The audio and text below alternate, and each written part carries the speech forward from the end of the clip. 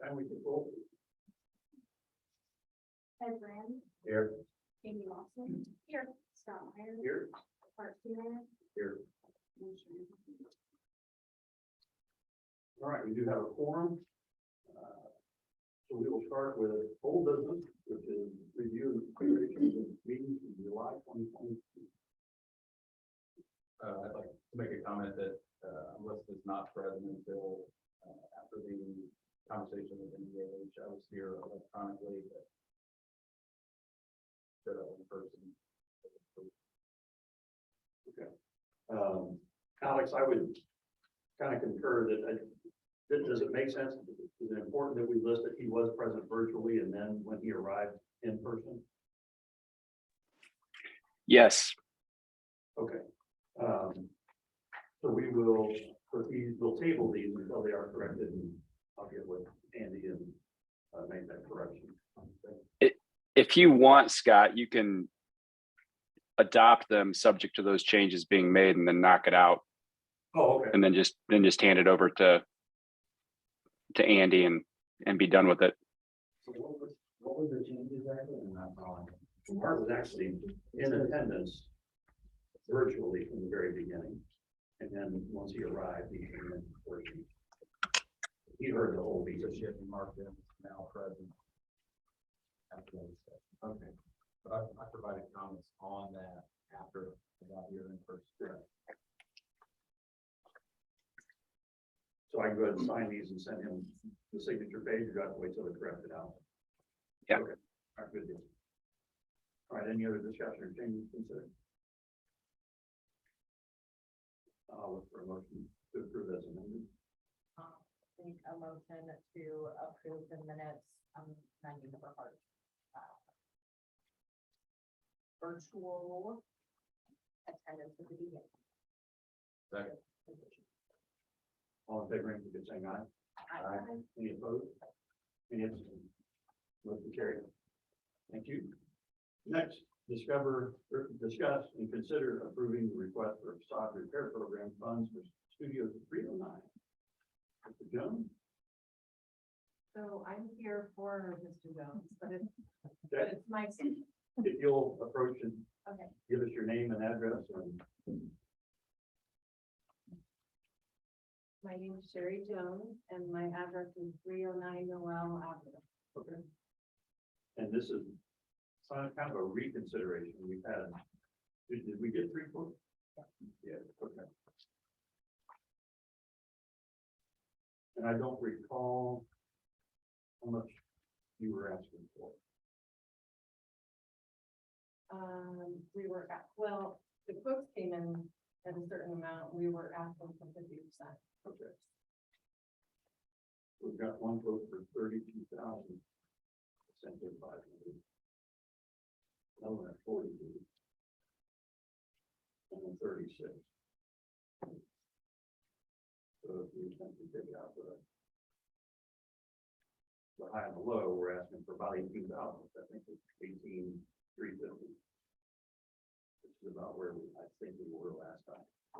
Sure, my anything's possible with that. So, any questions? I'd like to make some comments.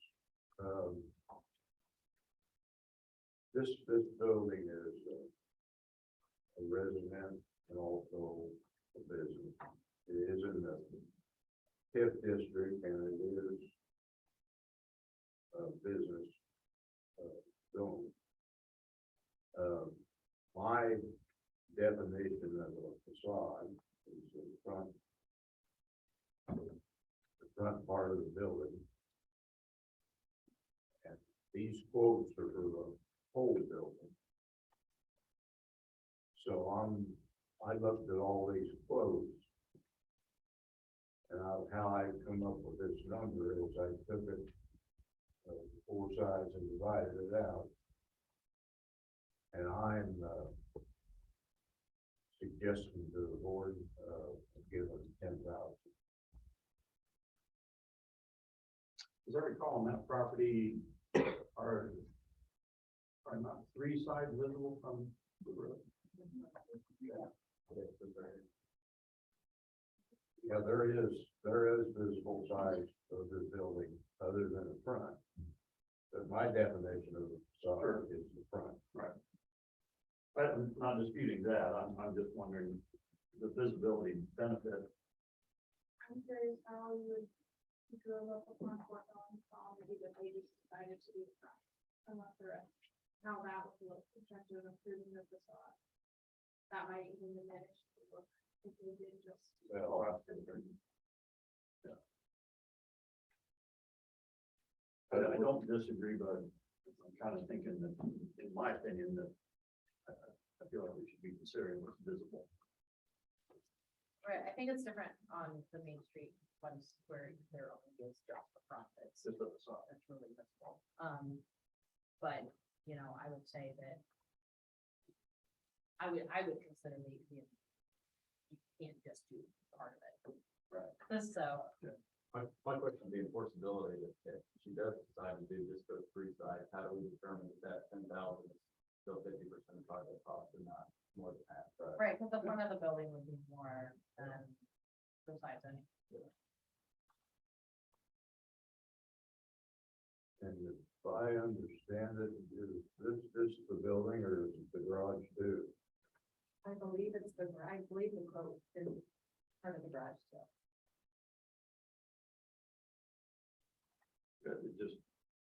It just talks about the house.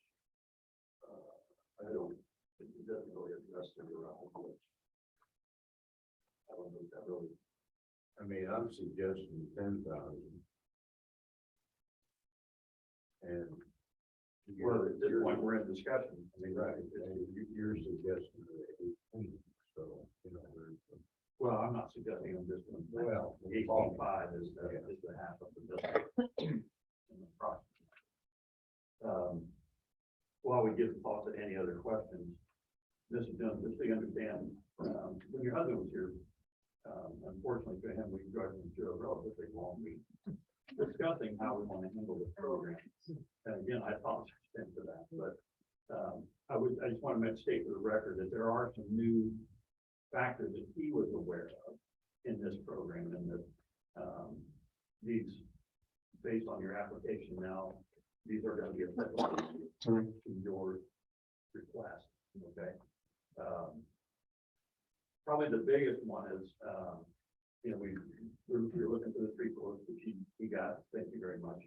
Start and completion date, an estimated start and completion date, what we're looking for, which I'm not sure is in here, but that's not critical in this stage.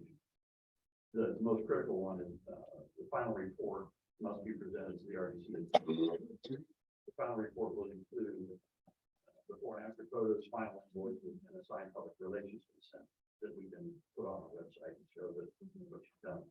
And then the other one, probably the most critical one, is payment of grant funds will be paid by the RDC at the completion of the project. Are those all things you find okay and suitable? We did have one more item we wanted to discuss, and that is that if the project would take longer than 12 months, that you come back in and recertify with it. We add that, you for that as well. Okay. So I just want to get that out in the open as we're discussing it. Do we have any more questions from Mr. Jones? I think they got a picture of it now. Yeah. Very original. Yeah, that's all.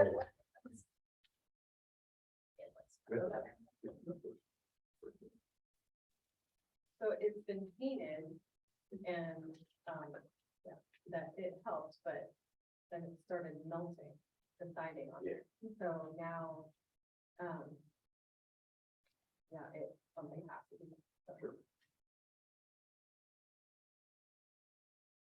Any other discussion? And was my understanding correct that if we did the full 50%, that that you would be able to start the project pretty much immediately, versus if we did less, then there would be a delay, correct? Right. before subject to contractor availability, I'm sure. Right, I mean, versus like, but there'd be a financial, barrier to getting, right, we're getting hurt. So in our process, we're gonna average the middle of the three quotes. That does not mean that's the contract you have to use. Right. But you're gonna refile invoices, so if the dollar amount required from us is less. And we said, assuming that's how it's supposed to go. Well, yeah. That's more correct, yeah. Okay. And so that's vinyl, and your plan to send the board just to replace that Mhm. exact same look? Yep.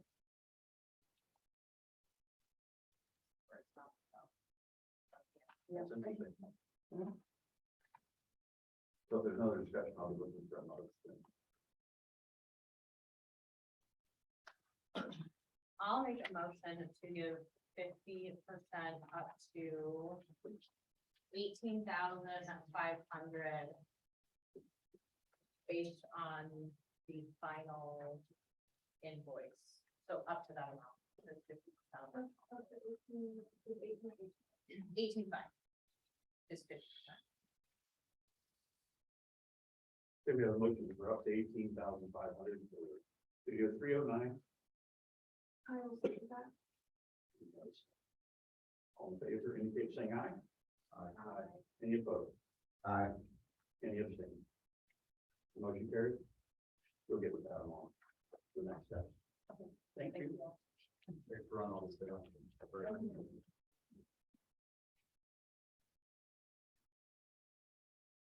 I would find it not clear. It's been 12 months. Is that? If there's no activity within 12 months, they have to make any certified. Yeah, okay. Did we have that on our list? No, that was something to discuss. Okay. As we were starting. Today, yes. Thanks. And I think, did we not want to add the in-person requirement? Is that already in? Then this is for the final.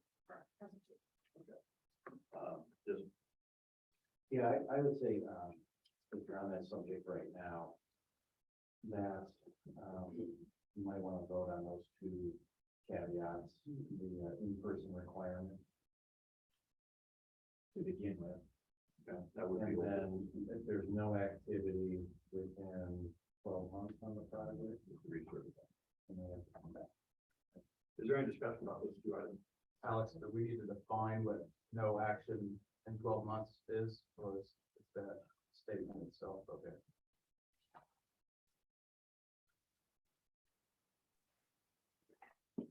I mean, I see what you're saying, Hart, but they could just do the bare minimum, it's taking off a piece of siding, some action. I mean, it's kind of like the old saying, art when you see it, but if you want to set some parameters of what action means, certainly no harm in that to give some specific guidance. How about the project is not completed? That's probably a better way to. That's, yes, that's definite. That'd be my. So we're gonna add that the project is not completed in 12 months, they have to be certified. And is everyone good with in person? So you're saying in person, For the initial and the final? the initial and the final, yes. Alex, we have to make a motion on there, can we just all agree? Go ahead and formalize it. I mean, anytime you're dealing with money, I think it's a good idea to have a motion and a vote on that. And Change. Can we add in person by proxy to that, just by proxy, because if we've got somebody from somewhere else that's doing it, they've got. Oh, sure. Architects, I don't have a problem. As long as there's somebody here in person. So the motion goes to that. I would motion to add to this RDC facade repair parameters. If the project is not completed in 12 months, they must be certified with RDC. The petitioner must present in person on their property. There's a motion and a second on favor, please say aye. Aye. Aye. Any opposed? Any abstained? Motion carried. All right. New business. Consider request by Hudson Investments for a tax abatement in the form of a TIF bond for the proposed Ridgeview West Apartments. Request for the RDC to make a positive recommendation to the town council. Okay.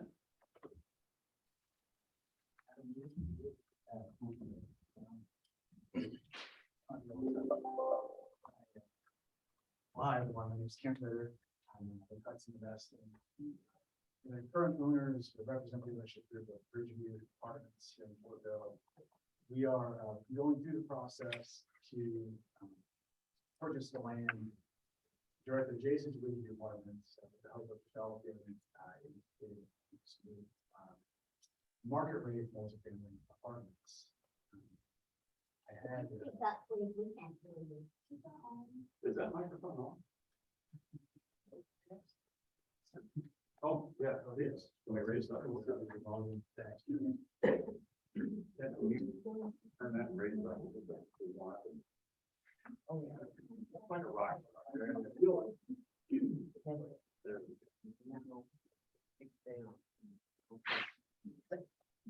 that better? Get closer to it.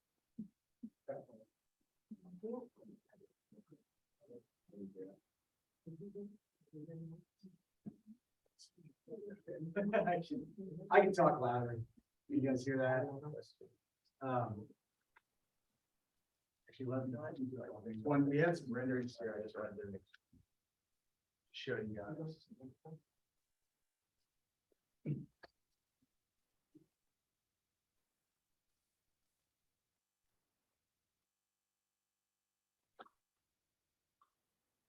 So what I might try to do, because I had some updates to the presentation that I had sent out, and I think I'll explain the story a little bit more.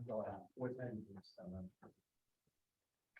Oh, I sent them this afternoon. What? Yeah, like 4:30. Okay. No, not your fault, Adam. I sent them. Not trying to throw you under the bus at all. Just thinking it'll help explain the story. So what I might do is just try to show you guys some of these slides as I talk through them, because I think it really helps understand our ask and the program. So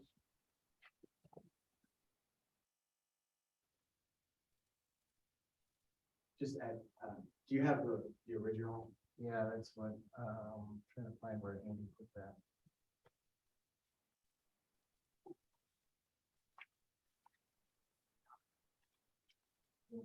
Where does he read some of the documents? There's a document somewhere under government.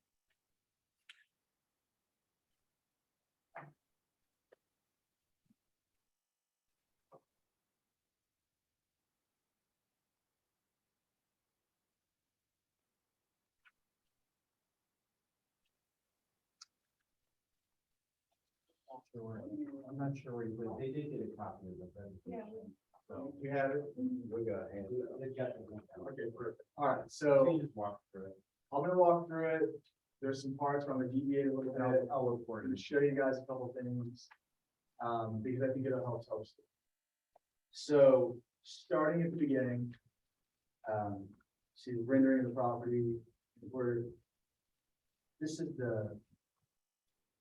let's see what we're trying to build here, some renderings. First, I wanted to walk through a little bit of the story, because I don't think all of you have heard the story, but some of you have, about purchasing Ridgeview, kind of what's going on with that property. And then really, this, in my mind, is an extension of that current property, so it's relevant now. My goal today is to just walk through, give you guys clarity into what we're doing, how much it's costing, we get into the budget, we're gonna be transparent there. And then I have an ask. The ask is that we form a partnership. A partnership includes developer-backed TIF bond that will allow the property to be built. I mean, we're at the point where we turn the screws as much as we can, and there's just a gap that we can't solve ourselves. So that's really the ask and why we're here today. So as we, is that the? That's the one that was distributed. Okay. Let's go to the next slide, if you don't mind. And actually, none of this is in there. So I'm just gonna talk to you guys through it. I didn't have the original Ridgeview pieces in the spreadsheet. So I'll just talk to you. So we purchased Ridgeview Apartments in October 21. We're undergoing upgrades, upgrades upward of $525,000 improvements to the exterior and to the interior of the property. Those upgrades include new signage, revamp of the landscaping, fixing potholes in the parking lot, sealing, striping the parking lot, that was done, the chance to drive by there, it's nice. Adding some gazebos and grilling stations, power washing the entire outside, and then renovating all of the interior units. And so I wanted to show you just visually, this is kind of the original units. And then this is what they look like now, as we're going through. So we've got significant upgrades. We've gone through, we've only gotten through 7 units at this point of 48, because there's just not turnover. And people don't believe the turnover rate there is extremely low. Usually from an industry standpoint, you expect about 50% turnover on an apartment complex, kind of an industry standard, and we've seen way below that. Part of the reason is because we wanted, I think we're running a good property, heard from the chief of police that calls the property have been down, to take it over and take pride in that. But 2, there's just not a lot of housing in Fortville.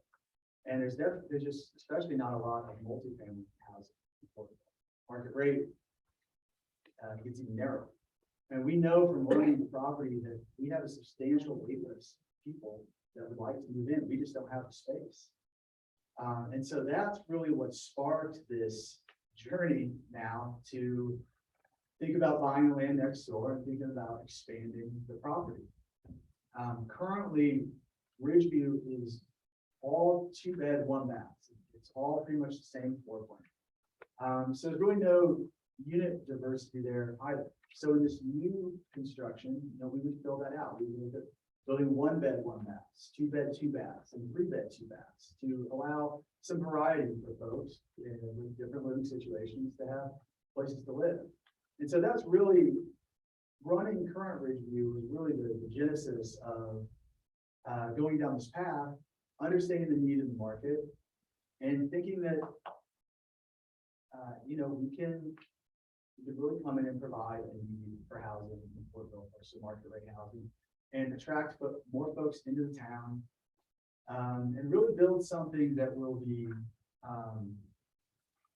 it'll be the nicest market rate property in town. It'll be a property that you can put anywhere in the city or anywhere in the surrounding cities, and it would really hold its own from an aesthetic standpoint. So we're really trying to build to its rise.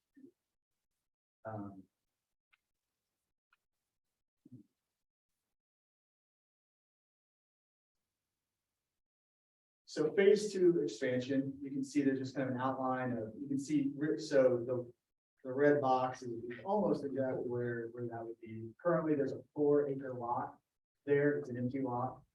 It's where Main Street dead ends just north of Michigan.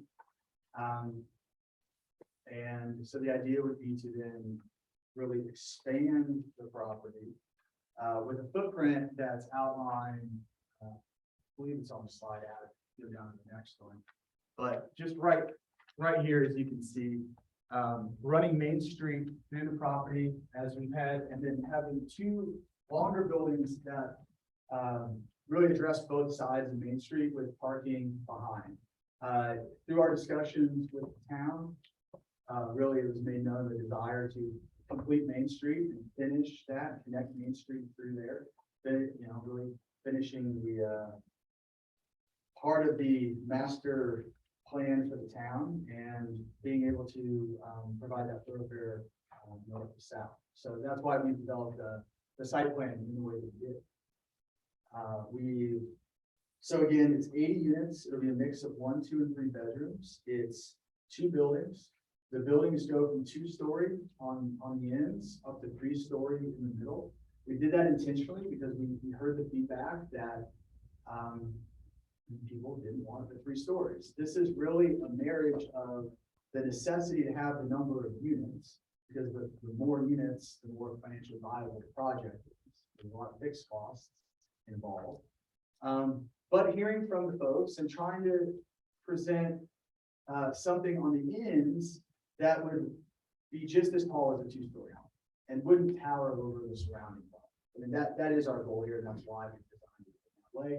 That's why we didn't approach it to get 3 stories all the way across. So we really are, as much as we can, trying to be thoughtful about this and trying to fit within the neighborhood aesthetic.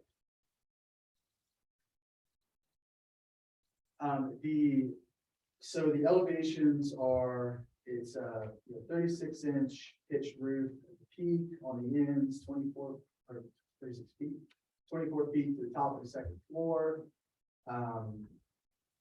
And the materials that we're going to be building with are fiber cement, stone, and brick. And it's really, brick and stone accents to separate the building, make it look like it's not just one big, monolithic thing, give it some dimension, and be broken up and really just be more aesthetically pleasing. All of the units have balconies and patios if they're on the 1st floor. And then there's substantial parking for all the units. Adam, would you go to the next one, please?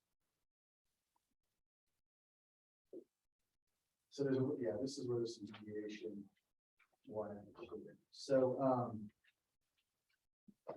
So what I kind of skipped over in that one, I thought was important to share with you all was just a little bit about the costs related to the project and some of the insights. So the total project cost is $16,576,000.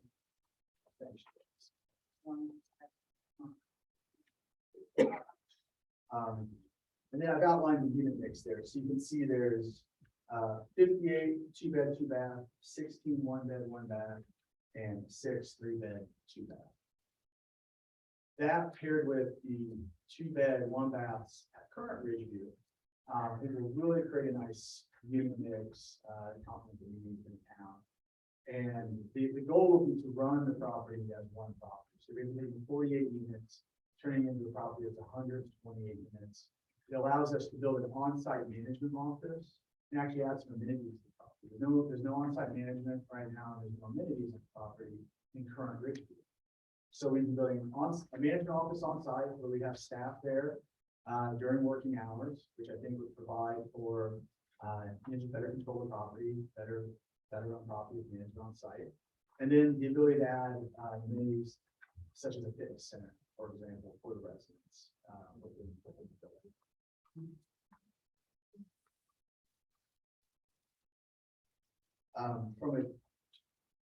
There you go, that works. So this slide is actually pretty much unchanged. So so that's the cost. The cost is about $16.5 million. And as we get into the sources and uses and break that down, we're going to be seeking a construction loan for about 68% of it.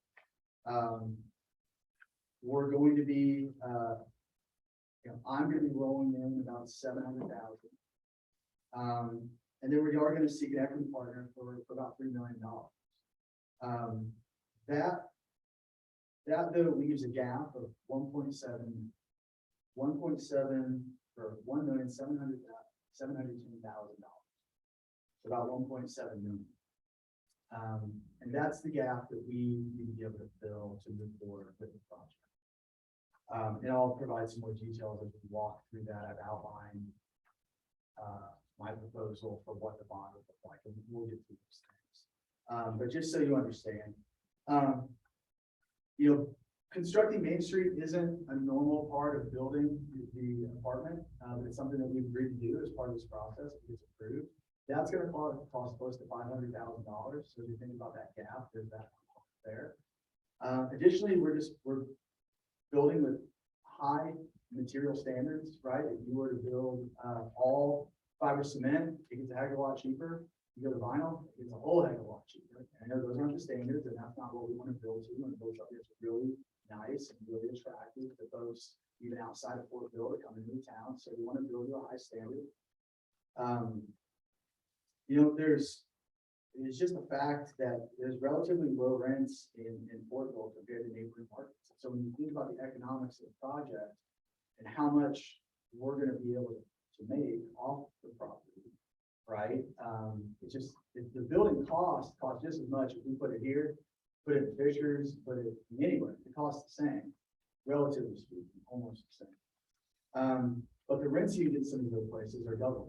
And that's why a lot of developers go and build there, because there's that significant upside and they don't need as much help or financing. But I mean, the fact of the matter is where the rents are, what the rents are, and they're just not as high, for better or worse, it just is what the market is. Rising interest rates and historically high construction costs. I mean, it's just the environment that we're in. It's as this project has gone on over the last 6 months, every time we run the model, it gets thinner and thinner. And, you know, it's just the environment that we're working in, but it's just the facts of it. So with that ask, I thought it was important to outline some benefits to the town of doing this project.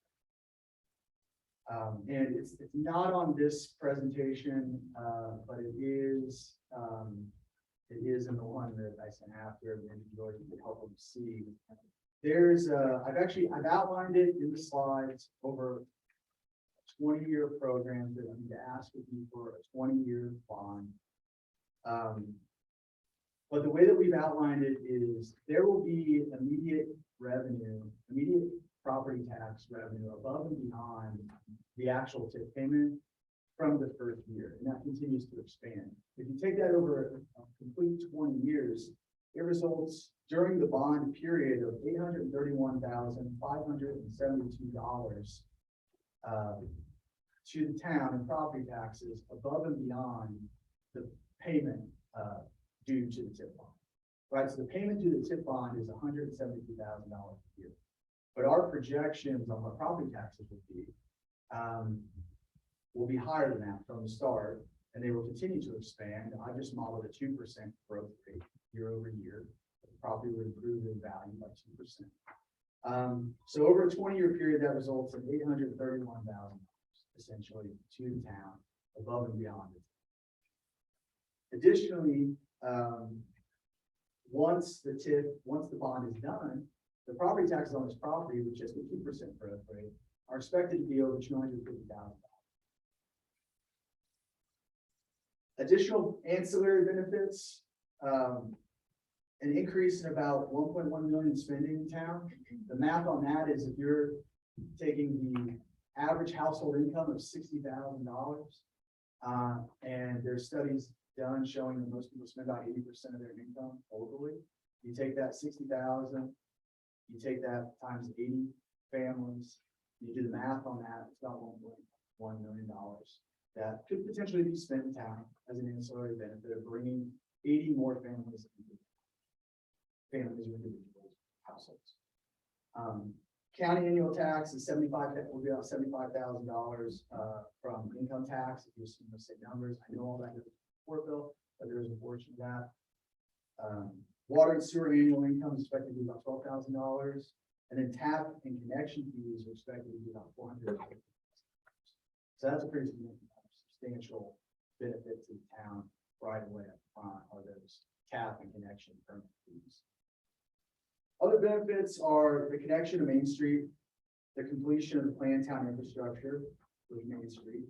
It's an infill development, so it doesn't require the same type of infrastructure investments that building on the outskirts do, right? Because we already have utilities right there. And it supports the town's comprehensive plan. And it's going to increase the assessed value of the existing complex as well, as you think about really running this as one property. It increases the current tax base on 48 units as well.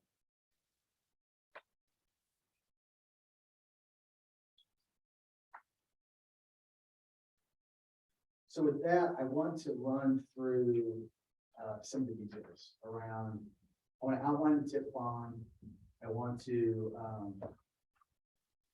and then I want to go through exactly what that property tax example looks like over the 20 years. And this is where, again, we don't have it up on the board there, where I made some modifications to try to explain this better. So what are we asking for, right? We said there's a $1.7 million. There's a, so in order to fill that $1.7 million gap, you need, my calculation, $2 million gross bond. Because about $290,000 go to the admin costs, the cost to create the bond, and then capitalized interest. So essentially the interest that we pay before the project, before the building is done, before it starts producing tax revenue. So if you take 2 million, subtract 290,000, you end up with that $1,710,000, and that's that gap that exists on this project. Paid back over 20 years results in $173,000, about a year in annual payment for the TIF bond. So because we're asking for a developer-backed TIF bond, not a town-backed TIF bond, the risk lies on me in my company to pay that $173,000. It's not that the town is giving money. It's just that the town is foregoing $173,000 of the property taxes over the next 20 years. Now, right now it's an empty field. There's not a whole lot of property taxes. So it's not that you're out anything, it's kind of just you're delaying a chunk of the property taxes. Now, as I said, there's still over $800,000 property taxes to add over that time. But a chunk of the property taxes would go to help fund this project.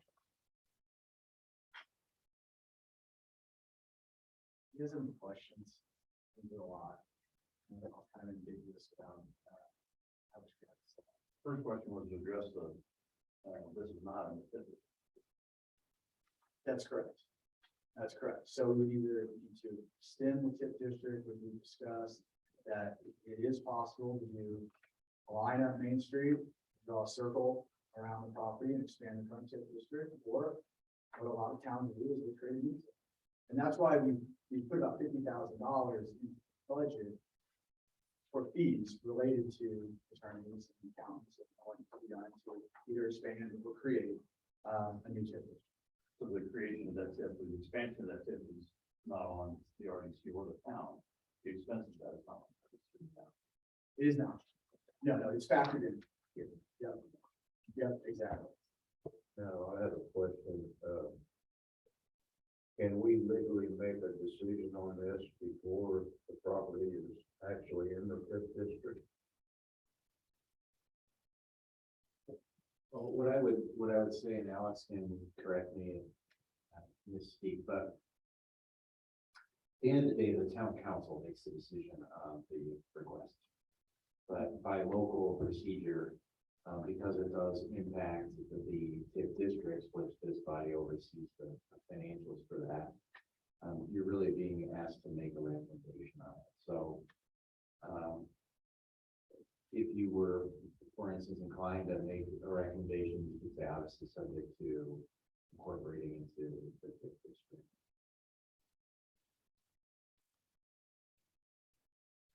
We didn't hear anything from Alex, so I'm assuming Alex? we're good. We can't see him, so. Adam nailed it. Did you hear the question?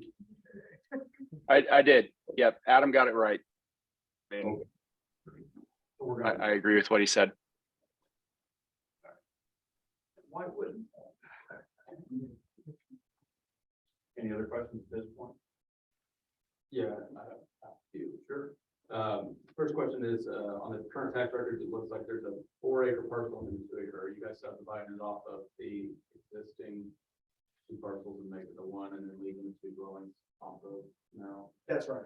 That's right. So we're gonna subdivide. We take 4 of the 6 that are closest to Ridgeview Apartments. So And then there will be a tree line off against the back of those houses there. That's right. There'll be there'll be a ditch for drainage, then a berm, and then tree line. So there'll be separation. Okay, and then so I understand that Main Street, that's gonna be a thoroughfare, no parking. That's right, the current plan. And we've done some work to curb through other feedback in previous meetings to curb some of the traffic going through there. So we're gonna do kind of some bump ins like the current Main Street has with crosswalks to control traffic flow through there. But yeah, it'll be a right of way for the town. It'll be, Getting back to the town. Okay, I was just confused with the car park on the draw. So he's parked literally going. Why? That's what I wanted to make sure. Terry Cook's just around the corner. It's not off the page. More local stimulus. Are there gonna be any, right of ways turning to the two units, since that is gonna be a thoroughfare, or is that? So there's going to be a connection to the current property here. But over on Main Street, is there any turn lanes, or is that, Down here. well, through Main Street into the two sides there? Oh, turn lanes? No, it wouldn't be. It's a two-lane street. How many multifamily units do you guys have in your current portfolio? We're about 660. Okay, so you guys are buying gold. Mhm. Okay. And then what's your current occupancy on the units that exist currently? And then what are those rental rates? I didn't see that on there. Yeah, the occupancy is 100%. The only time we ever have any vacancy is when we're just turning over when we're renovating. So if it's full and we have a wait list, that's about 20 plus people on. The current rental rates are 1050 for a fully renovated unit. And The ones that you guys have renovated? correct. Okay. And it's, it's anywhere from 750 to about 900 for the classic units, depending on if we've done some upgrades. Okay, because when I look at your current rental or your proposed rental rates for the new building, and you're starting at 15 on the 2 bedroom, so that's, I was trying to understand the gap. So, I mean, that's, I think one thing to consider, those are rates 3 years from now. So those are future rates. There's, just as a point, I mean, they were set basically based on doing a market study. Just as a comparison point, McCordsville, there's about 200 units going up in McCordsville right now. Those are going to be set at 1,200 for a 1-bed, 1,600 for a 2-bed, 2,000 for a 3-bed. So I think that is just another comparison point. So I think we're in the right range, and those are coming live next year versus that'll be live expected 2024. Are those your units in McCordsville? Oh, no. Just as a point of reference. Yeah, just as a point. Is there any improvements that are getting made over on North School in the current Ridgeview apartments, or have you guys addressed those thoroughfares as well? You need to do repaving and track. What do you mean by addressing it? Well, because Main Street goes all the way through, and then School Street goes through Ridgeview to Carolina. They did not go forward through. They opened the east road. There's a fence across the northern ditch block. Is that what you're asking?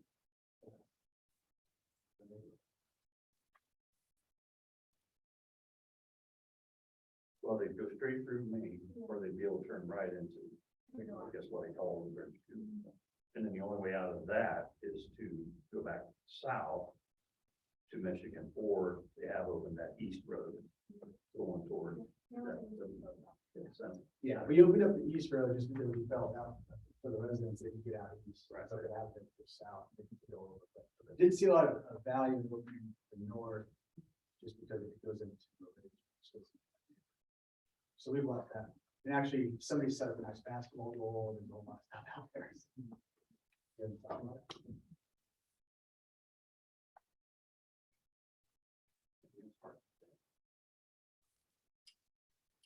I'm a little, We've got more time, so if you got something else. But we still need to hear from.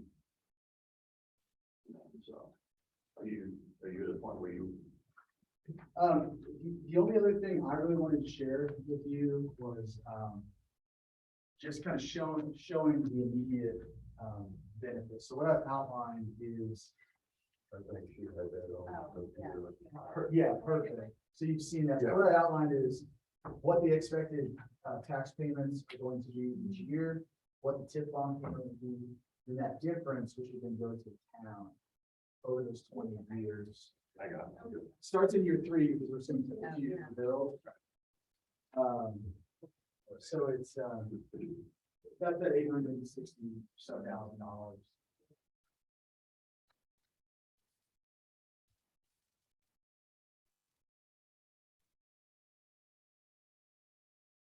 So I know Buzz is here to discuss your portion of it. Are you ready for him to?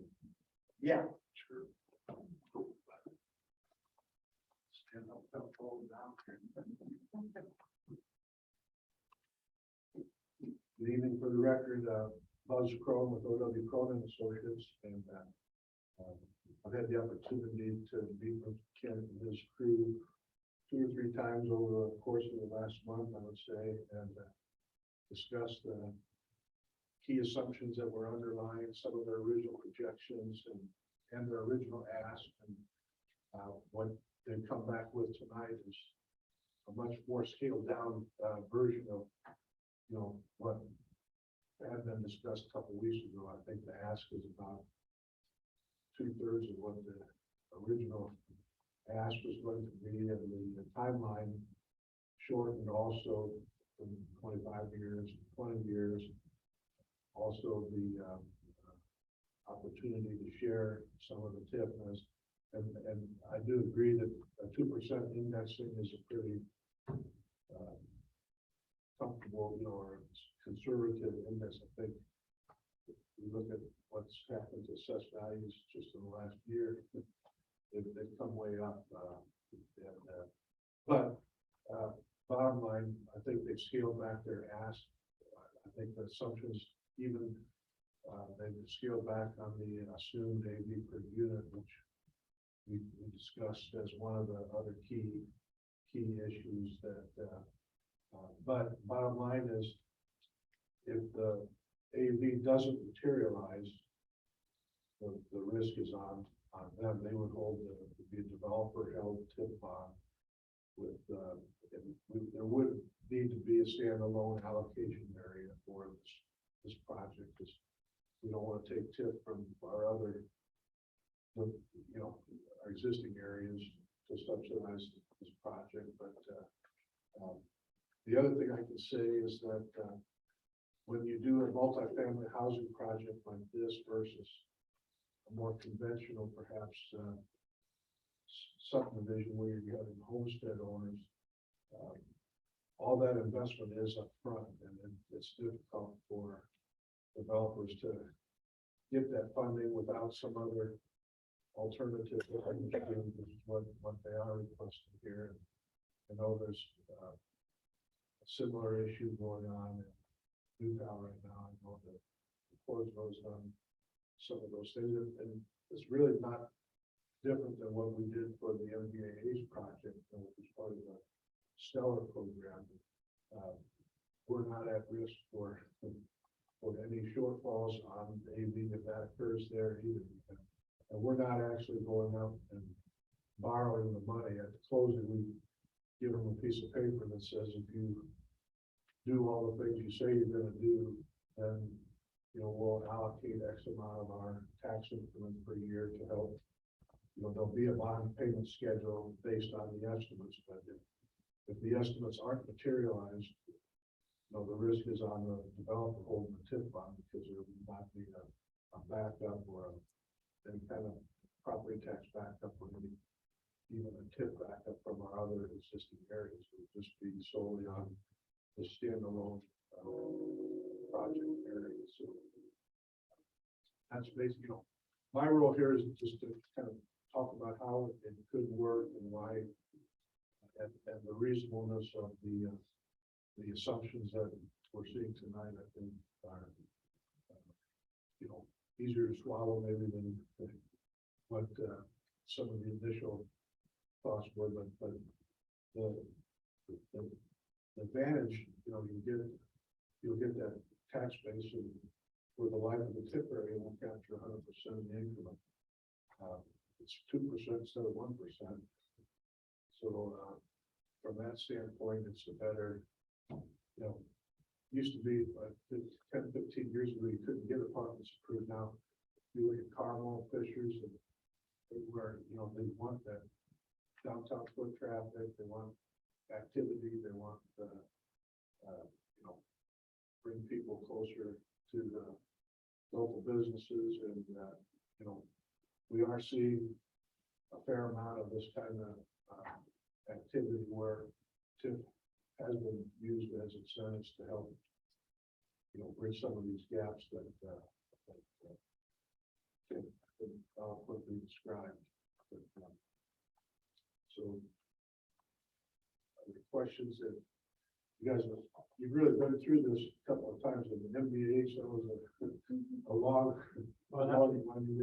That's our comparison point. Yeah. And that's why the recommendation to have you come in was brought up, because we obviously that's your expertise, but I appreciate, we need some guidance on a couple things. I do have a couple questions, but I want to. For the benefit of the public and the board, the quick question I had is, so the bond available board is 1.71. But if I understood correctly, the amount of taxes generated for the TIF will exceed that by 831,000. Is that right? Over that 20-year. Is that over the life of the? Over the life. Over the 20 The years. TIF is 2 million. With 290,000 going to the fees to create the TIF district, right? And create the bond. And then some capitalized interest, which would be interest that we're paying before the building's complete, right? And creating tax revenue. So the actual gap in the project is 1.71 million, but we need a $2 million bond because we need that extra 290,000. You won't capture any of your income for 2 or 3 years because it takes time to build it, then it's assessed, and then it's a year after that. Right. They have some, pay the taxes. And so the town would receive over the 20-year period, after all said and done, an additional $830,000. Yeah. 861, so That's what. about $861,000. But unlike the NBAH, we kind of anticipated they were undervalued on that, and we kind of expected or hoped for that. They were a different animal because it was a low income housing project. And, so they weren't really, their property taxes are not based on the actual assessed value. It's based on some sort of an income model that they use because they're not getting market value rents. Here, we would expect that, the AVs would be market value. Right on. And, you know, again, so quite a bit bigger project than MBA, and it's gonna be I would think, it's gonna take more money to be able to live there than it would perhaps in the MBA's subsidized housing project. They have income restrictions, I think, to qualify to even live in those places. But anyway, Okay. So we won't be paying on. You think the NBAH will pay out their early this? I don't want to get into that discussion, but we're not at risk on that either. that was If their tip doesn't materialize as they project, they just get less of a payment back. I don't want to be distracted by NBAH in comparison, but. Right. Ed, do you have any questions? Well, when we done the MBA, we went a 15-year, 75%. Yeah, that was a unique thing, in that, they would have preferred to just have a tax abatement, but you could only do 10 years on that. And it took for them to get their financing, they had a 15-year model, but had to have a certain amount of throwback from. They're still paying the property taxes, but then they get majority of it back to pay their bond payments, and if that isn't enough, they just get shortchanged on that. So why is it missing 20 years? Well, the life of the TIF area is 25 years. This would be a brand new area, whether we incorporate it with the other, we'd want to keep it a separate tax allocation area for purposes of this standalone developer backed TIF bond, if you will. And that concept is basically identical to the MBA. The product itself and the scope of it is much different, than the MBA project. But in terms of relative risk, there's no financial risk to the town. They would incorporate, they would have to pay whatever the fees were to cover the establishment of the area and the issuance going through, even though we're not taking money from a bank, they're doing that on their end. But before we give them that piece of paper, you still go through all the same hoops you would as if you were doing a more conventional bond issue. So the 10%, 20-year, is that common for what you're seeing in other entities? Yeah, I mean, I think that's, that's up to you guys to decide what is worthwhile. And I think, again, there's going to be AV growth just due to periodic reassessments and so forth. Okay. Yeah, that's, Not right now. I have a question that might not. So then is the plan would the town then own Main Street and maintain Main Street? Yes, it'd be a right away, just like. Maybe you might come up with something. I'll come up with one.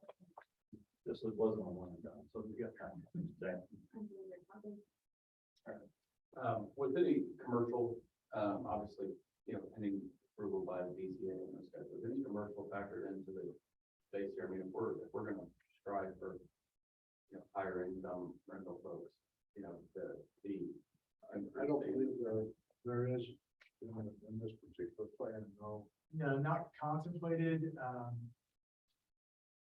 Yeah, the PUD allows for it. We did put a section in so then if in the future there is a market for retail in this area or for any commercial in this area, we have the opportunity to convert some of the commercial or convert some of the amenity areas in the building that could be converted to retail. If there's demand in the future, there's not really a demand there now. Yeah, and it'd be an option for like one space. Yeah. The only reason I ask is it says, you guys said that 80% of the folks spend 80% of their disposable income to live. I just wonder about that we're gonna bring higher rent, folks in here, where they're gonna pay. I mean, it's a really nice 10-minute walk down Main Street to. I worry about the current bandwidth that's down on Main Street now, and if we're gonna bring in, another 80 units, to make this 128 unit complex, that's a lot more consumers in the market, and Yes.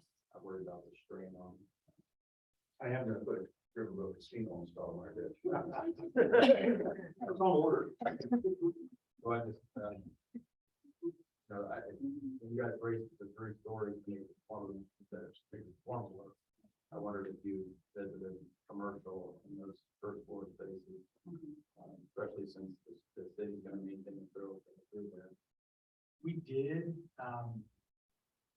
just really don't believe there's a market there, at this point, but that was why we can do an opportunity in the future. And we contemplated even discussions with the town, coffee shop or something in there. Just don't know if it's traffic to support a retail. And so the question I have, Buzz, is, and I'm gonna reference your, just for simplicity's sake, year 3 here, and you need to see this, year 1 over here. It says real estate taxes, 176,462. The TIF bond payment, $173,050, with a net gain to Fortville of $3,413. You good with all that? You know, their projections, they, you know, Well- it all, I'm just saying, you understand what I just read, so you're clear on what I'm saying, right? So let's say in year number 3, the real estate taxes come to $170,000, and the TIF bond payment's $173,000. They still have to come up with $173,000. or they just, you know, they own the tip line, they either wouldn't get paid or, you know. But where my question said is that net gain to Fortville, is that just lost? Well, it depends on how the bond purchase agreement is set up. I mean, if it's set up where there's a certain percentage sharing, then, you know, that preserves that certain percent in favor of the town. Where does that, who determines that? Well, this group would have a major say in that, and city council has the final say. But it would have to be something that both bodies agree to, whether it be, I could say that they did reduce the assumption of the net assessed value coming out of the box considerably from first pass. They did discount, you know, you're never going to get a full one-to-one relationship between what your costs were and what your net assessed value were, in the site work and all that to be done. But I think they brought it down to what, 105,000 per unit out of the box, and then indexed it up a couple percent a year. And it's, just for reference point, that's only 60% of the construction cost. So we're assuming it only gets valued at 60% of what the cost is. In all reality, hopefully we do that. And what's your basis for 60%? Just bringing Comparison, you know, I think their original assumption was about 146,000 per unit, and we looked at different comps, and you know, it came back to 105,000 per unit. 105 is per unit. It ended up being 60% of the construction. And so, yeah, they figured that percentage backwards. Okay, let's break my question. So if you're at 60% and you're off by 10% and your numbers, the taxes go up, you still maintain that 173,050. That's just a better gain for the town. Yes. The taxes are higher than what's projected. Better than- Okay, and if it's lower than projected, when is that decided that number is set, that the town's gonna get $3,400? Yeah, Is that set tonight, or is that's set during the bond? that would be set when we get negotiate the purchase agreement, so there'll be time to discuss exactly how the parties all want to agree on that, whether it be based on assumed schedule or based on some fixed split. Just how that all works out. Okay, and at this point, I think they're just looking for an indication of whether it's something the RDC would consider viable, and then council has to take that same look at it, and then the lawyers would put the paperwork together and get into those kind of details. And then just to confirm, that this would have no influence or bearing on our future projects for the RDC, as an assignment. Okay. Stay close by. Yeah. So the process, some of you have been here before, some of you have not. The process at this point is public comment for or against the project. These gentlemen have taken up approximately 35 minutes of our evening. Can I ask how many people want to make a comment tonight? Only two or three? Okay. I'm gonna give each 5 minutes. Is that fair? Because I don't want this to drag on for hours. But if you start repeating yourself, I'm gonna ask you to wrap it up. Not trying to be rude, just trying to give everybody a fair amount of time. So with that in mind, if you have questions, you can ask questions of this committee, you can ask questions of Buzz or Kent, and make positive, negative comments. And I'll ask you to first microphone, state your name and address, and we'll take it from there. Do we have to go up here? Yes, ma'am, you do. Why don't you go first?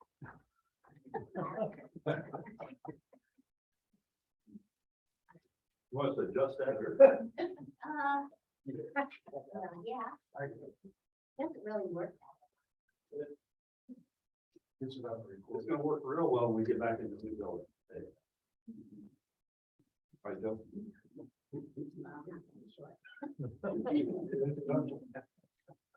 Okay, I'm Rose Toomey. I live at 102 West Delaware Street.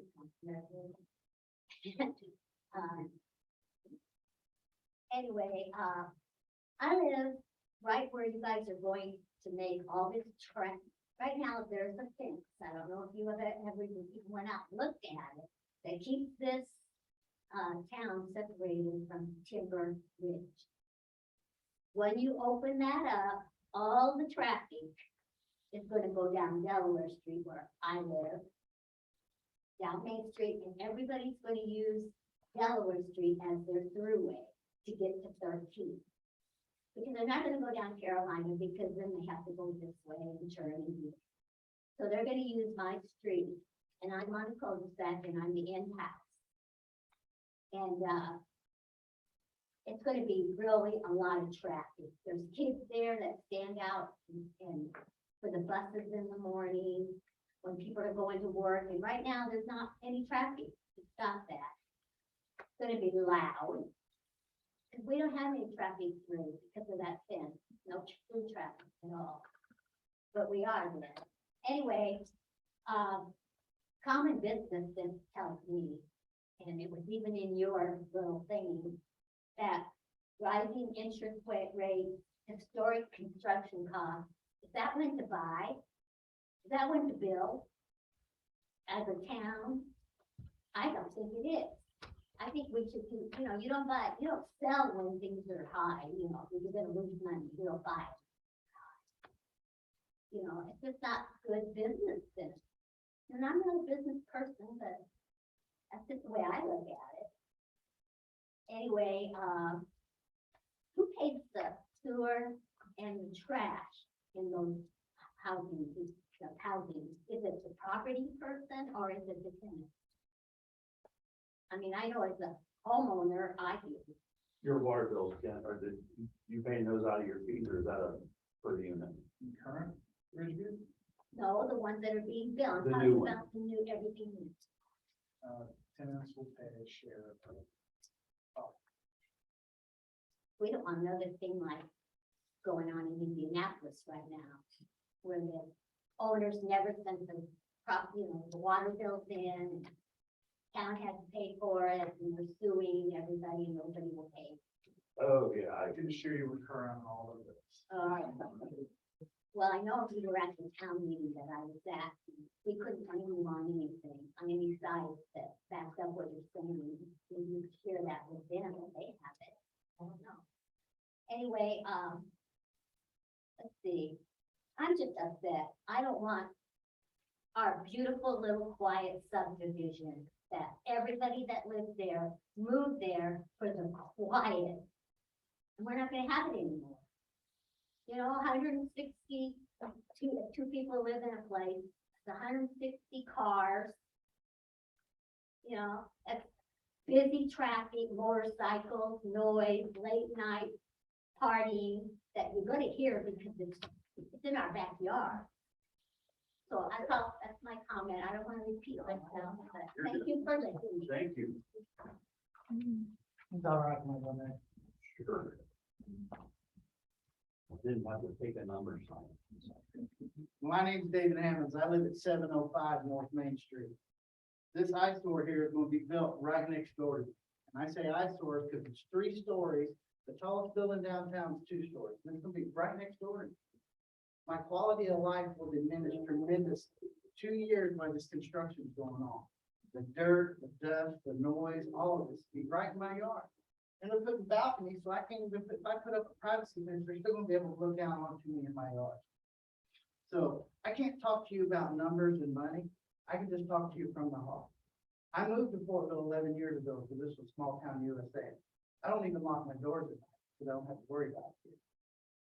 Put this stuff in here, I guarantee you, I'm gonna have to lock my doors. And once again, my quality of life will be destroyed. And I am a combat veteran. And I serve my country so that I can live the way that I feel that I should be able to. But if you put this right next door to me or on top of me, basically, it's just gonna ruin everything about how I feel about this town. When I first moved here 11 years ago, I could park downtown anywhere, any time of day, any time of night, any day. 11 years, this place has exploded. All these housing additions going up around here. So yeah, I know Fortville's making money off these taxes from all these new housing additions going everywhere. I know you are. And we're just building the new apartments up there on 13th Street. You got the Ridgeview Apartments, and there's another set of apartments right there in that little area. So I don't understand. I don't know how to talk money, and I don't. 'Cause I don't understand it. I can just tell you how I feel about the residents and the rich stuff. This is going to just totally destroy our neighborhood. That's how I feel. Thank you for your time. Really appreciate it. Thank you, Mr. Hammond. Yes, ma'am.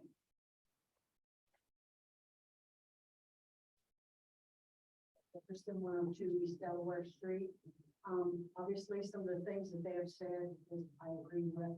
And I'm sure that if this was coming up in your neighborhood right behind you, would you want it? Would you want this? Obviously, we need progress, we need updates and things and changes. I understand that, but not this many units, not this big, and not this much on this beautiful piece of property. I would be opposed to homes being built there, selling the lots.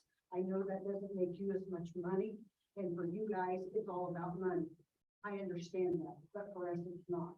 This is our home, and this is not what we want.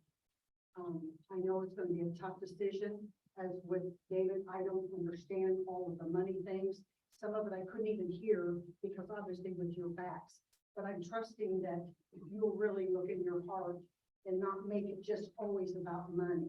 And with inflation already going up and the cost of living as it is, that's something else to think about. And it's hard to project 20 years down the road because look where we're at now in our economy and things. So we got to take that in consideration. My parents, I grew up with them in the real estate business, numerous houses, apartments, and it all sounded good on paper, but it wasn't a reality. People move in and out, they trash stuff, blah, blah, blah, blah, blah. You know all of that. Thank you for listening to me, and I appreciate it. And you'll all be in my prayers because I think this is a big, tough decision to make. And I wouldn't want to be in any of you guys' positions. But thank you. Thank you. Anyone else? Okay, just so everybody, oh, yeah, go ahead. You made it under the wire. John Smith, 802 North Main Street, and I realize the meeting tonight is to talk about this TIF issue and the bond.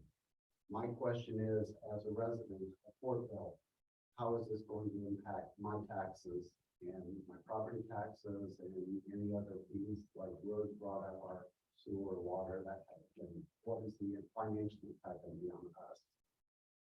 Is that, so far what I've heard tonight is it's all about them, that they're going to be paying the taxes, they're going to pay back this bond and everything, but I also know that sometimes the water trickles downhill, so what are the impacts going to be on the residents?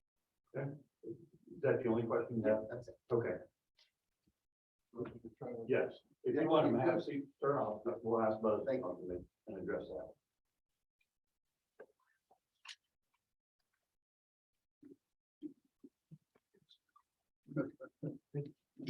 For the record, I'm a municipal advisor. I work for the town, not for the developer, but I've been meeting with the developer to help analyze this project.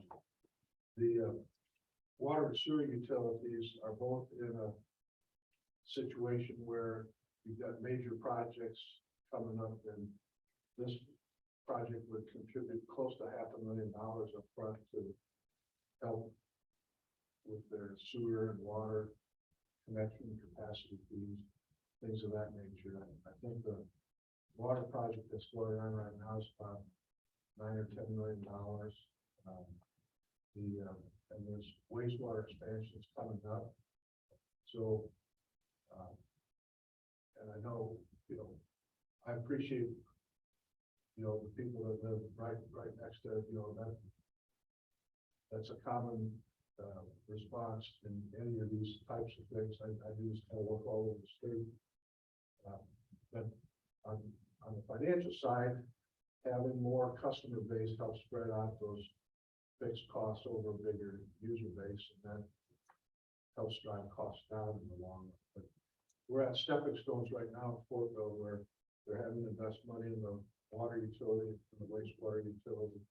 But they've been planning for this for a long time, and they've implemented development fees that have really helped keep your, I think your water bill here is only about $25 a month. Something like that. More like 90. Yeah, well, I'll just focus on water. You still have wastewater, stormwater, and other user fees that you get on that monthly bill every month, but the water bill itself is, I'm on Indianapolis Water, well, Citizens, I guess now is what it's called, but I can tell you my bill's about double that, and we still buy bottled water to bring in and drink. Anyway,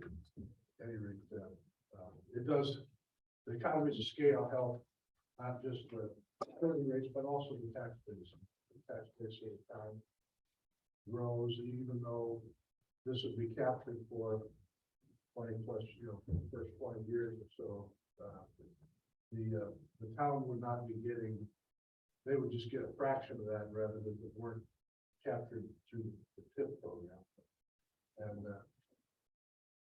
if this were to go forward with a TIF bond, incentive, there would be no impact on the tax rates. It's not going to, create.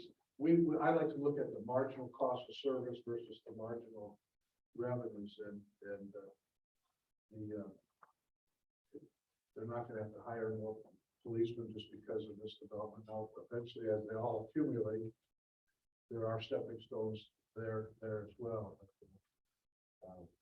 And then when the TIF rolls off, the assessed value goes to all the tax units, the school, the township, the town.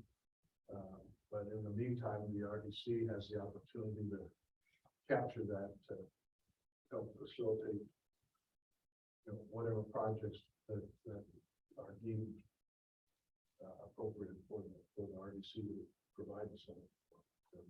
Again, this is still a first step tonight, but I don't know if I addressed that. Thank you. Okay.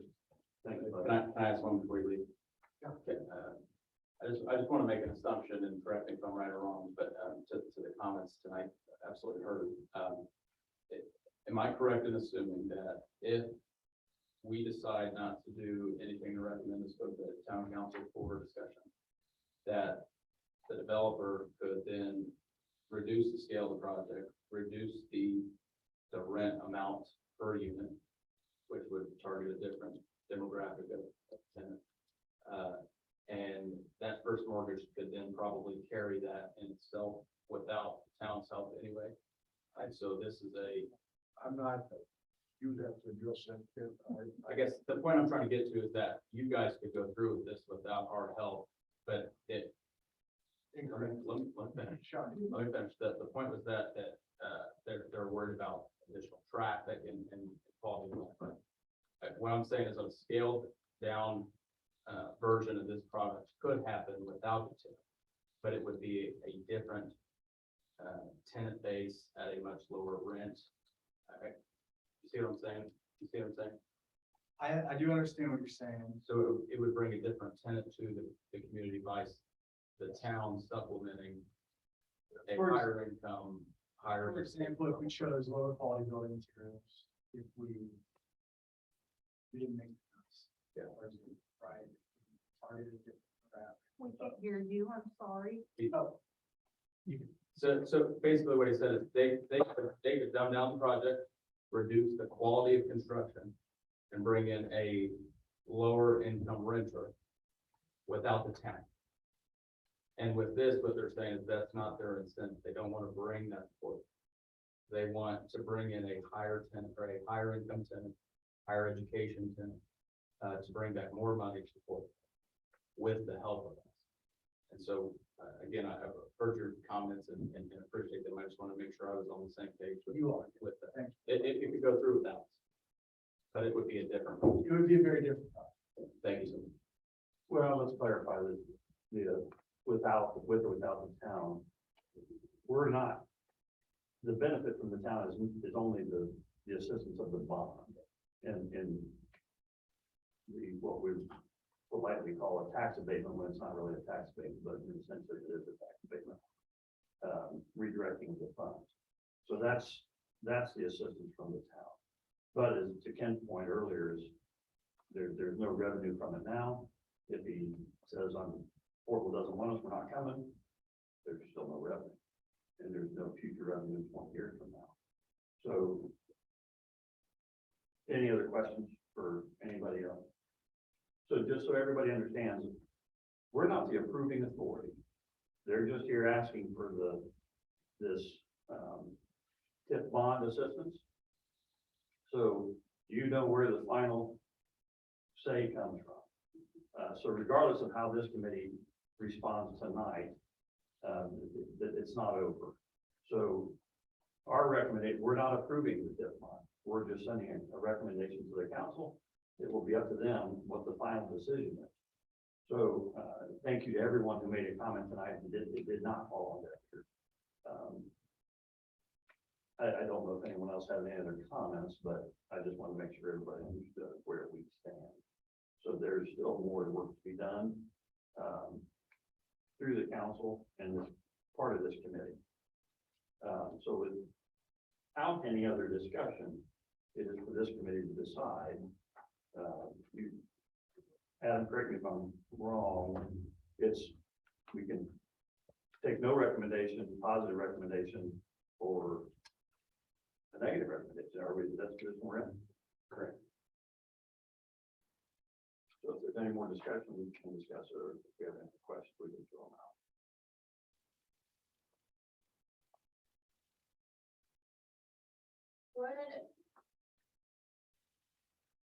Without this project, would we ever complete Main Street? As a town, is that a goal to complete Main Street? And kind of what would a timeline for that be? Because it sounds like there's a lot of it is it being that Main Street that goes through Timber Ridge. Is that something that's going, if it's something that's planning to happen kind of no matter what at some point, or is it only gonna happen if someone purchases the land and essentially gives us Main Street? So, Well, what I can tell you from the town's perspective is that,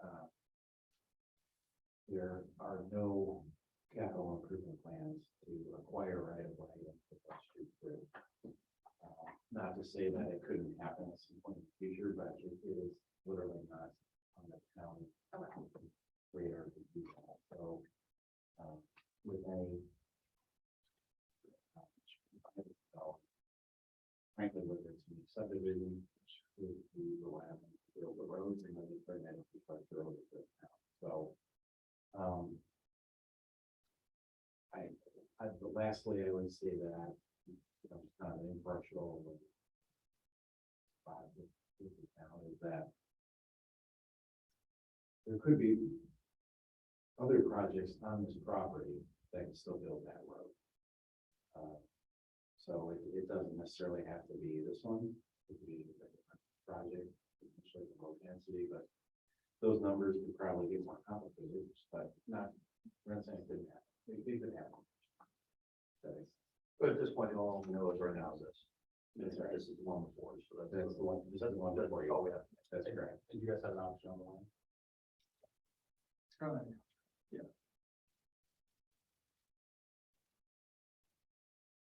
Point of view of this, development is, this is a 2-3 story building put in a residential area. And to me,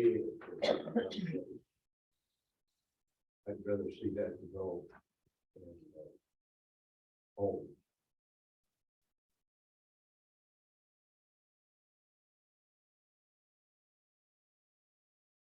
I would, make a no recommendation on the TIF bond. Is that your motion or is that your suggestion? We're at a point where we are looking for a motion. Make the money go. I was thinking that. So your motion is for a no recommendation? And your second? Is there any discussion about this recommendation? No recommendation. So essentially, that's just leaving that. But it's their decision. I mean, it's their decision anyway, but without a rec. So as a nay vote, just in contrast to that could be a favorable or negative in lieu of the no vote. Okay, yes. So we have a motion and a second. Of a no recommendation. So if you say aye, you are confirming that you agree with no recommendation. A vote of nay puts you in the category of you're more positive if they looked at individual votes. Question. If there's no recommendation for us, from us, the town council can still The plan. create a TIF district for this, and then it comes back to us later, correct? Correct. Can do whatever they want. We're a checkbox. Right, I'm just saying like, but if it becomes a TIF district, then it would have to come back to us for approval for that. This project will have to be in the district. Right. So that's a whole nother discussion of how they extend or create a new TIF. And I'm sorry, I don't, were you saying it would be best to create a new TIF district if they did It's the same procedure, whether you expand the existing one or create a new? create a new one, it's the same procedure. And, since you're gonna make this a standalone, I mean, if you did this, you want to make it a standalone allocation area. Okay, all right. And so, but the procedure is pretty much the same, whether it's, and you can consolidate them later if you want. Okay. Bonds pay off quicker and. That's for smart people. Yeah. And to create a TIF district, that cost would be on us. No, that is part of their. Well, by them not getting, if they get it, right, it would be on them, and if they don't, and we decide to make it a TIF district, That would be on. that would be on us, right? So we have a motion and a second. Is everyone clear on their vote? Well, so take a point of clarification, a nay vote could be a favorable or a negative recommendation. Because we're voting. Correct. The motion. Agree on that. Okay. Yes, you are correct. Thank you. So, we have a motion and a second. All in favor of no recommendation indicate by saying aye. I Aye. Raise your hand. Any opposed? Aye. Aye. So the motion carries that there is no recommendation by a vote of 3-2. Okay. That's it. Thank you for coming in. There's a whole lot of boring stuff going on, so you're welcome to leave it. Review of financials. We have any questions on time?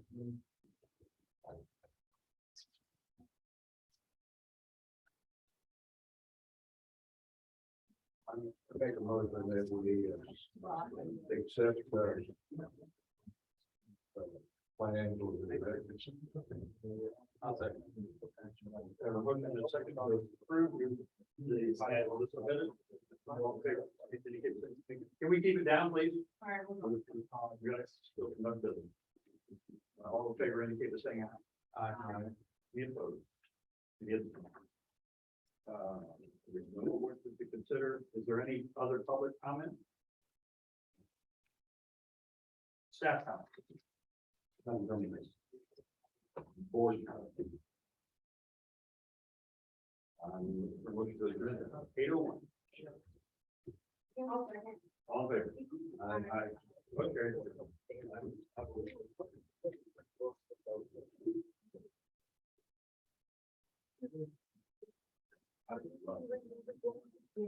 Okay.